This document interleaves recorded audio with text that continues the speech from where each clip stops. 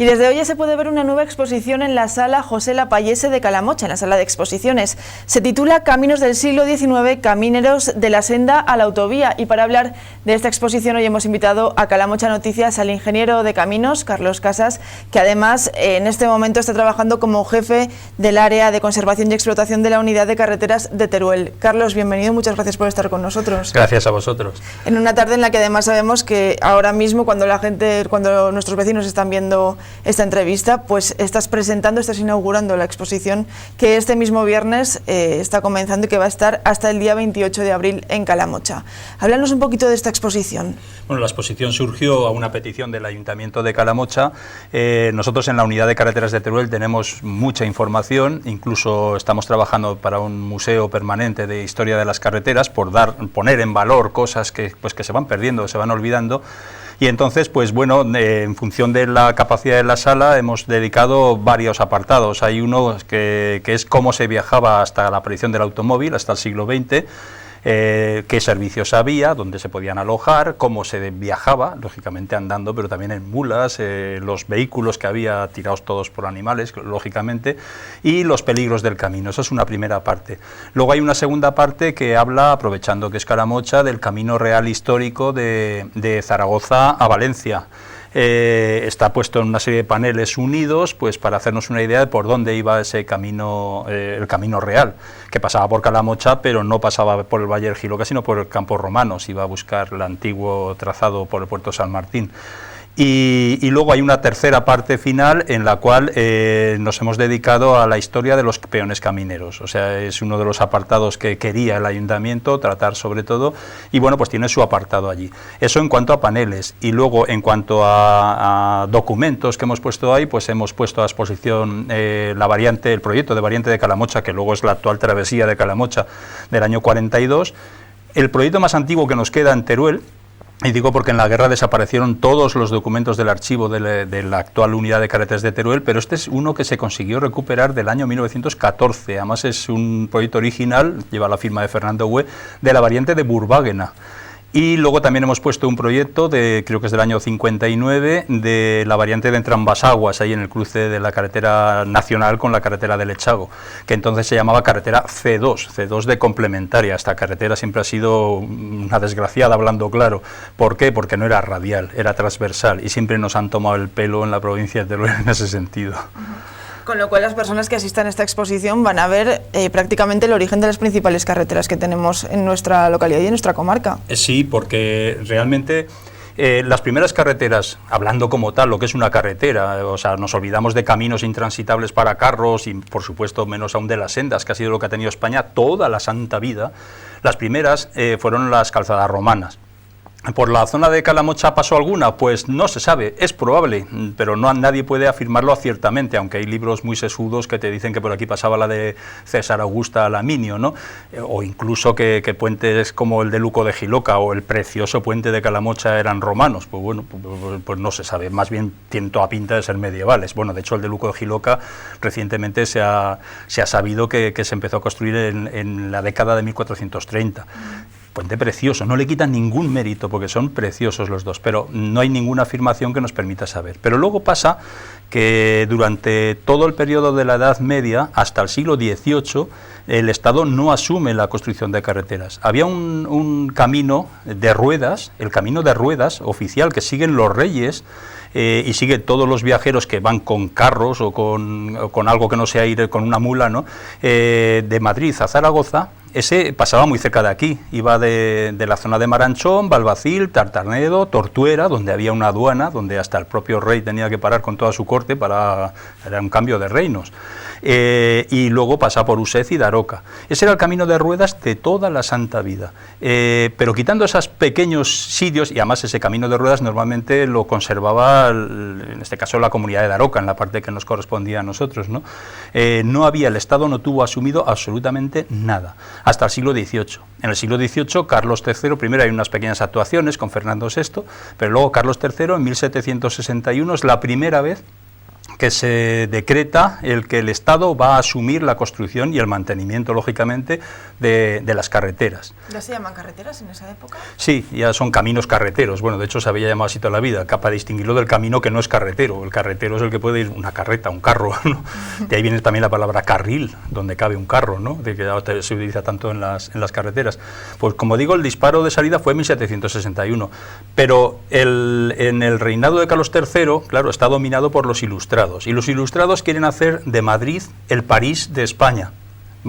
París tiene una entidad tan clara dentro del Reino de Francia de aquella época que es la auténtica capital por mérito propio, por comunicaciones, por entidad, por todo. Pero Madrid no tiene comunicaciones, no hay manera, pero es la capital de España.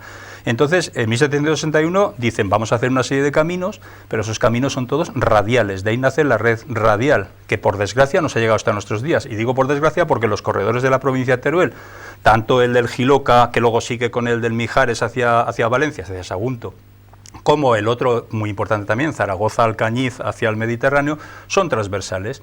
Y siempre hemos sido unos desgraciados. O sea, en la provincia de Teruel, cuando se hacen los primeros planes de carreteras, que es ya por 1800, no para Teruel, para toda España, 1864, ya desde ha pasado ya tiempo, la carretera, curiosamente, de Zaragoza a Teruel, que viene definida así, es de segundo orden, no de primero. Y es la que más tráfico llevaba en la provincia de Teruel, pero es de segundo orden. Las dos carreteras de primer orden y por lo tanto de mayor calidad, de mejores puentes y todo, una la tenéis aquí muy cerca, es la de Alcolea del Pinar a Tarragona, pasando por Monreal, luego Camín Real y sigue por Cosa, Montalbán, Alcañiz. Esa fue de primer orden. ¿Por qué? Porque era radial. Era una especie de alternativa para ir de Madrid a Barcelona sin pasar por Zaragoza. Y la otra es muy fácil de ver si vemos el mapa de la provincia, la Teruel-Cuenca. Curiosamente, la que ahora está en peor estado, esa carretera fue también de primer orden. En cambio, la del Jiloca, la gran carretera que estructura la provincia de Teruel, la de Sagunto, Teruel, Calamocha, Zaragoza, esa fue de segundo orden. Eso llevaba pues menor calidad, más estrecha, pero bueno, ha sido siempre lo mismo. Y en la actualidad dices que ese esquema se está reproduciendo, ¿no? Que continúa. En la década de los 80 se hacen las autovías, las primeras autovías libres de pago. Cuando ha habido iniciativa privada nunca ha apostado por Madrid ni por el centralismo, porque si os dais cuenta, a principios de los años 70, cuando se hacen las primeras autopistas, lo que se hace es la autopista del Mediterráneo, se hace la autopista la de Bilbao-Zaragoza, otras por Galicia, pero muy poco por Madrid, quitando pues alguna salida de estas de allí. Pero claro, de nuevo interviene el Estado, dicen, no, autovías gratis, todas las radiales. ¿Y qué pasa con nuestro corredor? Bueno, pues se estudiaron inicialmente 14 corredores, el nuestro no estaba. El nuestro ha sido siempre el corredor 15, Ebro-Subebro, o Levante-Ebro-Subebro, algo así se llamaba. Pero ha sido el 15, yo siempre le llamo el 14 más 1, porque no estaba, y luego lo metieron después, oye, que nos hemos dejado uno. O sea, hemos sido siempre, la transversalidad de los corredores de Teruel ha sido una desgracia para nosotros, lo vivimos ahora con el tren, pasa lo mismo, con el ferrocarril. Es decir, se ha ido siempre a una apuesta de lo radial, de que sea una estructura absolutamente centralista. Nace en 1761 y ha llegado hasta hoy, y sigue llegando, porque siempre las primeras actuaciones siempre son con un centralismo exagerado en Madrid. Y eso, pues imagino que también revertirá en cuanto a la inversión, ¿no? Imagino que siempre se pondrá por delante las carreteras radiales, que son las que unen las ciudades con el centro del país, y a lo mejor las transversales, como la que nosotros denominamos autovía Mudéjar, pues queda siempre un poquito en segundo plano. Vamos a ver, en los años 80 del siglo XX, estamos hablando hace 30 años, se puede decir ya que Madrid, o que el sueño de los ilustrados de tener un París en España, lo consiguieron. Por fin Madrid ahora sí que es un foco económico, sobre todo un foco de población y de impulso para toda España tremendo. Bueno, eso lo vemos por los datos económicos en cualquier sitio. Se ha conseguido por fin.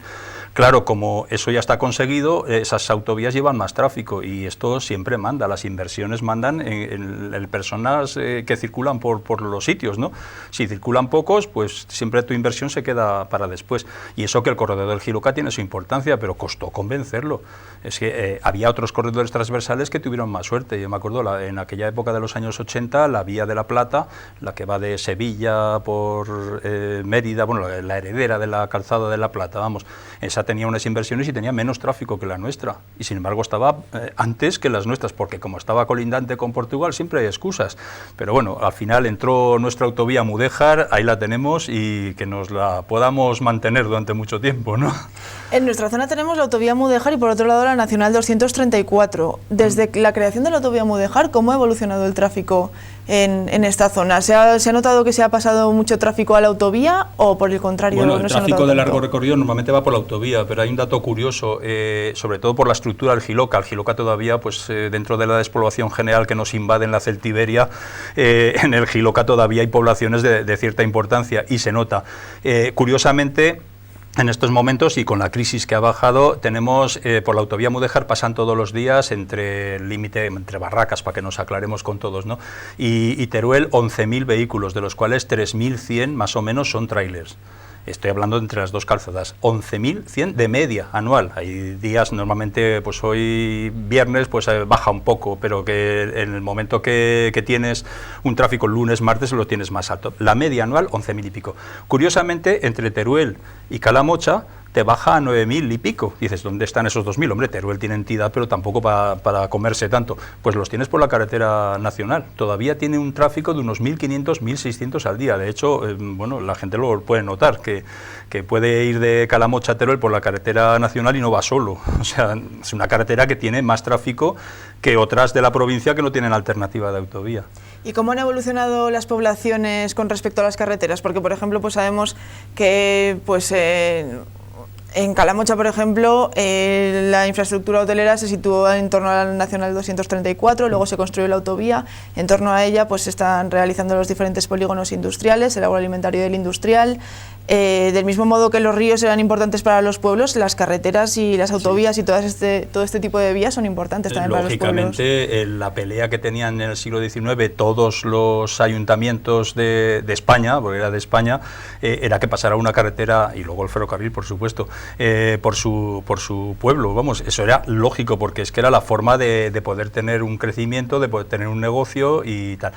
En el caso del corredor del Giloca, Calamocha ha sido excepcional, porque, vamos a ver, la autovía se sabía que se iba a hacer ya desde principios de los 90. Aquello ya, pues bueno, iría a su ritmo, pero se iba a hacer. Y ha sido el único caso que conozco yo, al menos en la provincia de Teruel, que ha pensado en futuro. Es decir, aquí había una travesía, y sigue habiendo una travesía de población que tenía un montón de servicios, un montón de negocios, y dices, bueno, vamos a ser realistas, en el momento que esté la autovía va a desaparecer.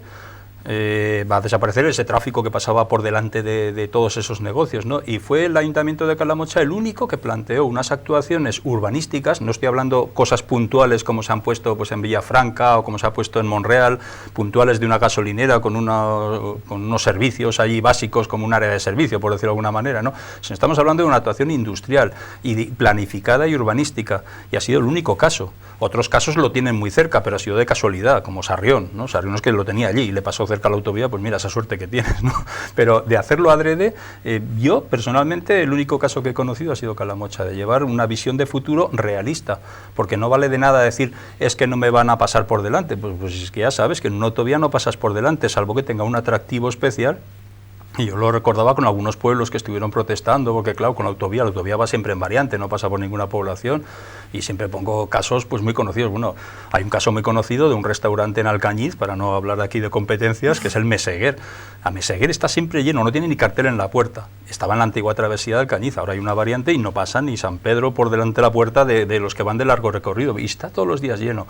Tienes que cambiar el concepto de negocio, y evidentemente para que te venga alguien ya con una industria de cierta importancia, o que puedas tener que salir, pues hombre, el estar cerca de la autovía y que no que te vean, pero sí saber que en 2 minutos estás ya conectado con todo el mundo, pues bueno, creo que es muy importante. Ya digo, quizá Calamocha fue el único que tuvo esa visión en aquel momento. Antes, Carlos, hablabas de los recorridos, la autovía autovía, ¿no? Todavía no tenemos autovía entre Teruel y Cuenca, también la unión entre Alcolea del Pinar y Monreal del Campo. son infraestructuras que se vienen reclamando desde hace años, que no termina de apostarse del todo por ellas. ¿Qué importancia tendría para Bueno, ahí hay la dos provincia? cuestiones. Primero, cómo nace el hecho de intentar hacer esas autovías, la A40 de Cuenca y la conexión de Alcolea con Monreal. Nace en un momento en el cual, ya digo, Madrid ha explotado de tal manera que los tráficos que van del resto de España o de Portugal y van camino de Francia, hoy por hoy pierden mucho tiempo en Madrid y sus conurbaciones de alrededor. Entonces dice, pues hay unas alternativas lejanas de conexión que sería muy fácil. El que viene de la zona de Sevilla, de Lisboa, que puede pasar por la zona de Ciudad Real, Cuenca, Teruel, Almudéjar y sale a Francia por donde quiera, porque bueno, al fin y al cabo Zaragoza luego viene a ser un polo, ¿no? O el otro caso era una conexión muy bonita que había entre la Nacional 1, la Nacional 2 y la A23. Era para completar ese, que para que, digamos, una especie de eje cantábrico-mediterráneo de autovías, ¿no? Nace con ese criterio. Por razón de tráfico no lo necesitan las carreteras en absoluto, lo que necesitan es estar bien acondicionadas y eliminar travesías de población, esa es la realidad. Para ir a Madrid pues uno va muy tranquilo y desde luego si de Teruel va a Cuenca va solo, o sea, así de claro, no necesita otra cosa. Lo que pasa es que, por ejemplo, el Teruel-Cuenca fue un caso muy claro. En el año 97 se aprobó un proyecto de acondicionamiento. Iba a estar la carretera igual que cualquier otra para la gente de aquí que conozca las carreteras estatales, pues como la 234 o mejor todavía como la de Camín Real Montalbán, que es una delicia ir por ella, vamos. Iba a estar pues con esas características. Ya estaba el proyecto aprobado, ya se iba a sacar y entonces salió el anuncio político. Y cuando salió un anuncio político, pues yo en aquel momento, y estamos hablando hace 20 años, pues ya me asusté. Dije, ahora al final ni tenemos A ni tenemos B. Es como si alguien promete que no, que esta silla en la que estás, que te la voy a cubrir de oro y entonces ya no te la arreglo porque está coja. Entonces al final te quedas a 20 años después con la silla coja y sin cubrir de oro, ¿no? Pues eso es lo que ha pasado aquí. Al final es una carretera del siglo XIX, se terminó en la parte de Teruel prácticamente a comienzos del siglo XX, luego la continuación llegó hasta 1913, me parece, para conectar con Cuenca, ¿no? Y es una carretera con esas características, que en aquel momento, aunque estaba ya en mantillas el nacimiento del automóvil, es una carretera para carros, entonces tiene ahora mismo pues ensanchada lo que se ha podido dentro de lo que cabía en la carretera. Y claro, esa carretera hoy por hoy no te ofrece ningún servicio, absolutamente ninguno, hay que acondicionarla. Entonces, yo entiendo que la solución para ambos casos es tener una buena carretera y luego cuando ya necesite por tráfico, si realmente se buscan esas conexiones, el poderla convertir en autovía. Pero yo creo que el error o que de alguna manera se ha estado vendiendo políticamente muchas veces ha perjudicado el verdadero desarrollo de una población y en caso concreto aquí de Teruel, ya digo, la Teruel-Cuenca es un ejemplo clamoroso. O sea, tendréis una autovía, al final ni autovía ni carretera, pues está claro, si por el tráfico no hace falta una autovía ahí. Con una buena carretera, firmábamos todos. Creo que ahora se ha concienciado ya, los alcaldes de la zona ya se han concienciado de decir lo que queremos es tener una carretera buena. Y con una carretera buena tus pueblos se desarrollan y nadie se puede quejar mientras tengas unos tráficos como los que tienes, que son parecidos a los de la N234 aquí, pues hombre, entiendo que nadie puede quejarse de que le está coartando su desarrollo, pero la carretera actual sí, porque es del siglo XIX. Por cierto, te quería preguntar, del mismo modo que las carreteras han ido evolucionando a lo largo de los siglos y de los años, también habrá ido cambiando las personas que se dedicaban a construirlas. Tenemos el ejemplo de los camineros, que bueno, pues además a lo largo de los días que esté la exposición también se va a invitar a generaciones de camineros que viven en Calamocha para que cuenten su experiencia. Se va a hablar también, bueno, se va a visitar la caseta de los camineros de Luco de Jiloca, que más o menos mantiene cómo se vivía en aquella época. ¿Cómo ha evolucionado la vida de los camineros? Bueno, ¿en qué momento se toma conciencia de que se necesitan personas que se desarrollen? La primera norma que aparece, como he dicho antes, en 1761 Carlos III da el disparo de salida. El Estado se va a hacer cargo de las carreteras, porque hasta entonces de los caminos o de lo que hubiera o de las sendas se hacían cargo los concejos. Bueno, en algún caso la comunidad de aldeas, pero no... ¿Qué es lo que sucede? En 1761 empieza a construirse y hacen el camino de Madrid a Aranjuez. Y se dan cuenta de que allí no es que se deteriore y haya que apañarlo, es que se están llevando salvarruedas. Un caso muy común era para descargar mejor los carros, era hacer un surco en la carretera, meter la rueda y entonces a nivel pues vas y descargas, ¿no? Y te vas ahí y dejas el surco, cosas de ese estilo. O sea, que no solamente se necesitaban para la construcción, sino también para el mantenimiento. Sí, pero de policía, el caminero nace en 1767 como policía del camino, para poner multas. En realidad era el celador caminero, le llamaban. Y era para poner multas porque la gente se estaba destrozando lo que acababa de hacer el Estado. Bueno, así eran nuestras costumbres, así eran nuestros antepasados, ¿no? E incluso puede que alguno de los nuestros de ahora también, ¿no? Si te das media vuelta. Entonces, luego ya, a partir de 1830, ya se publica, en 1842 luego salió el primer reglamento, y ahí ya se les dice una serie de cosas que tienen que hacer pues para conservar las carreteras, pero siguen siendo siempre policía del camino, encima también guarda jurado, y fueron armados hasta 1903 o 1913, ahora no me acuerdo de memoria, llevaban en su uniforme oficial una carabina y su canana ceñida dentro del vestuario, ¿no? O sea, ellos colaboraron mucho con la Guardia Civil para detención de rateros y de bandoleros, ya no creo que llegaran a tanto, ¿no? Pero bueno, que colaboraron siempre, y bueno, ellos tenían su encargo de una legua, y luego con el sistema métrico decimal a finales del siglo XIX, ya con la implantación formal, 5 kilómetros. ¿Dónde vivían? Pues en el trozo donde tenían que estar, eran esclavos de la carretera. Los camineros hasta prácticamente bien entrado el siglo XX trabajaban de sol a sol, incluso domingos, y, o sea, todos los días del año, no tenían derecho a vacaciones, absolutamente nada, y les daban o 2 o 3 o 4 horas de descanso para comer, merendar y almorzar según la época del año, porque claro, en verano había muchas más horas de luz que en invierno, ¿no? Y ellos estaban allí, esclavos de su carretera, para hacer los pequeños arreglos. Esta situación duró hasta prácticamente los años de 60, 1960, la década esa, que es cuando hay un informe del Banco Mundial para España. España es un país que está en vías de desarrollo, entonces, igual que estamos viendo ahora de otros países por ahí, viene el Banco Mundial, hace un informe, dice, voy a dar dinero para que se desarrollen las carreteras en España. De hecho, metió mucho dinero en esa década para acondicionar unas carreteras que se habían quedado obsoletas, y más después de la guerra, y dijo, pero claro, esto no se puede conservar ya con un señor con un pico y una legona, ¿no? Entonces hay que hacer otra cosa. Y entonces apareció la reestructuración en brigadas de conservación. Juntaron camineros de zona, los trajeron a todos a una serie de zonas. Calamocha tuvo su zona, en la exposición está más la construcción del parque que está aquí en la salida hacia Teruel, ¿no? En la carretera antigua, vamos, en la travesía. Y a raíz de eso pues se les dotó ya de medios, de quitanieves, las primeras quitanieves son de esa época, y se formaron las brigadas de conservación, brigadas que han llegado hasta prácticamente el año 2000, 2000 poco, donde el Estado ha cambiado de política y ahora trabaja con empresas de conservación.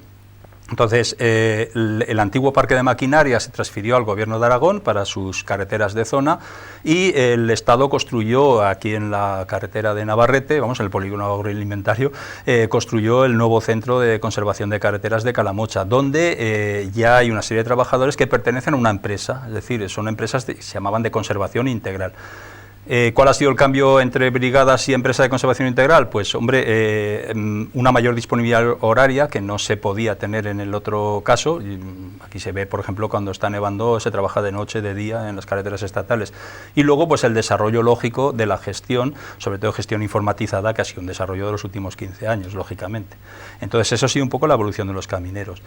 Los camineros vivían en su casilla, tenían que vivir en el trozo, es que no podían salir de ese trozo. Entonces, las casillas que se construyeron, como la que hay en Luco, eran dobles. En esa caseta vivían 2 familias que compartían el zaguán, el pasillo y el huerto corral que tenían detrás. Esas superficies las que tenían. Pero la vivienda era una solución habitacional, de estas que decían hace poco alguna ministra, ¿no? 33 metros cuadrados era lo que tenían, con 3 salas. Eso es lo que se puede visitar. Bueno, hay un día que está previsto. Sí, precisamente ahora mismo lo iba a comentar. El día 28, es decir, el último día de la exposición, a las 6 de la tarde habrá una excursión, una visita guiada esta caseta a cargo de Inocencio López Corbatón, que es trabajador que lleva mucho tiempo del Ministerio efectivamente de Fomento, lleva mucho tiempo, está aquí en Calamocha, ha participado muchísimo en lanzar la exposición, y por supuesto la casilla es obra de él, no la casilla, que la casilla es de 1861, pero era de las pocas que se habían mantenido, saltándose pues quien estuviera responsable en la época la orden de demolición general que hubo. O sea, en la década de los 60, cuando se crean las brigadas, las casillas quedan deshabitadas, y entonces pues empiezan a perder, vamos a quedar casi en ruinas algunas, ¿no? Y yo pensaba siempre que se había dado la orden, porque se dio esa orden de demoler todas las del Estado que estuvieran al lado de las carreteras del Estado, por cuestión de, pues eso, de que se podía caer o podía haber algún peligro, pero no, fue por cuestión de la moral pública. Eso me enteré después, porque la usaban pues algunos ocupas de los actuales, ¿no? Bueno, pues quien quiera ver estas casetas, que sepa que se puede inscribir ya en la Sociedad Cultural y Deportiva, que el día 28 A las 6 de la tarde será esta excursión. Por cierto, hablabas hace un momento del frío, también te quería preguntar por el frío. Este invierno hemos tenido nevadas copiosas en diferentes zonas de Teruel, también en puntos de España que nadie se iba a imaginar que iba a nevar. En el Jiloca ha sido muy seco. En el Jiloca precisamente fue muy seco. Este frío, ¿cómo afecta a las carreteras y a su conservación y a su mantenimiento? Lo que afecta peor no es el frío, es la sal que se tiene que extender. Y hay otro problema también de las carreteras, que son las carreteras ya modernas, pavimentadas, con aglomerado asfáltico, que son los rayos ultravioleta. Es que normalmente el betún, estos filmes se llaman filmes flexibles normalmente, o semiflexibles. ¿Por qué? Porque el betún da mucho juego. Cuando tienes que pasar un vehículo puede haber ahí, pues a nivel microscópico, lógicamente, cualquier deformación, pero vuelve a su situación, es decir, son filmes muy flexibles. El betún, claro, por eso las capas de rodadura, por ejemplo, tienen 6 centímetros normalmente, y debajo a lo mejor tienes otra de 15 más, o sea, con 20 centímetros tienes todo. Pero, ¿qué le pasa? Que con el tiempo, y sobre todo con los rayos ultravioleta y la actuación a veces de agentes que lo aceleran, como pasa con el cloruro sódico, y no digamos el cloruro cálcico también, lo que hace es que se vuelve rígido, y al volverse rígido acaba funcionando igual que si pusiéramos hormigón. Todos hemos visto que cuando se hace una calle en un pueblo y ponen muy poca capa de hormigón, como es tan rígido, si pasa un tráiler cargado o lo que sea, muchas veces hasta rompe la losa, ¿no? Pues eso es lo que acaba pasando aceleradamente en este tipo de filmes. Cuando pasa el tiempo, está muy sometido a rayos ultravioleta, a las cargas, lógicamente, de los camiones, y con la aceleración de la sal. El mayor problema que tenemos en las carreteras es precisamente la sal. Pero hoy por hoy el usuario de las carreteras no tolera que si está nevando no haya quitanieves por ahí, porque él tiene que pasar. O sea, el hecho de hacerse como se hacía a lo mejor hace 30 años, que si nevaba, pues 2 días cortaba la carretera y la gente por ahí vivía, era curioso. En el siglo XIX, muchos de los negocios de ventas que había, las ventas eran las áreas de servicio de hora, entre comillas, ¿no? Muchas ventas estaban a mitad de puerto. ¿Por qué? Porque era el negocio del siglo. O sea, tenemos la venta nueva, por ejemplo, que está en la exposición, la foto, que está en la actual Nacional 211, cerca de Fuenferrada, está al comienzo del puerto de Mínguez, viniendo de Montalbán. Claro, si estaba nevado el puerto, pues ahí te quedabas igual una semana, era un negocio la mar de bueno, ¿no? Pues eso ya no se tolera. Hoy día vas en tiempo real, y en las carreteras del Estado, lo que digo, si está nevando de noche, trabajas de noche, y si es de día, de día. A veces se corta, pues porque no hay más remedio. Si tienes, el año pasado tuvimos un episodio de ventiscas tremendas, que tal como limpiabas la carretera se te volvía a tapar, pues bueno, pues hay tramos que al final hay que cerrar, ¿no? De hecho, aquí le afectó entre Monreal y Pozuel, ¿no? Por culpa del viento, ya digo, no de la nieve. Pero vamos, sí que realmente el servicio ha cambiado muchísimo. Bueno, Carlos, podríamos estar mucho tiempo hablando de todos estos temas, son muy interesantes, pero vamos a reservar un poquito de misterio para que los vecinos de Calamocha y de la comarca del Jiloca se acerquen a la exposición a verla, también a las actividades que se han preparado en torno a ellas, y que descubran pues todo este mundo de los caminos y de los camineros, que sin duda es muy interesante. Ya solamente nos queda pues invitar a los vecinos a que asistan a ver esta exposición, y darte las gracias a ti por haber venido esta tarde a Calamocha Noticias. Gracias a vosotros.